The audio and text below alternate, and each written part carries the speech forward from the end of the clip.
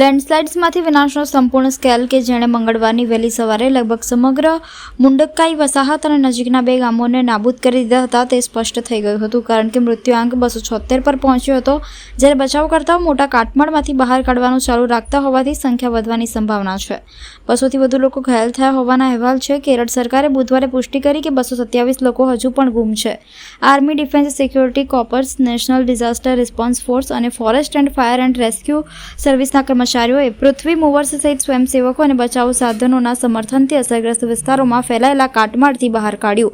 વડાપ્રધાન નરેન્દ્ર મોદીએ મૃતકોના નજીકના પરિજનોને રૂપિયા 2 લાખ અને ઘાયલોને વળતર તરીકે 50,000ની સહાયની જાહેરાત કરી છે. રાજ્યસભામાં કેન્દ્રીય મંત્રી નિત્યાનંદ રાયે જણાવ્યું હતું કે કેરળ માટે સ્ટેટ ડિઝાસ્ટર રિસ્પોન્સ ફંડમાંથી રૂપિયા 145 કરોડનું વિતરણ કરવામાં આવ્યું હતું. A few houses which are still under the rubble, which we are not able to manually reach.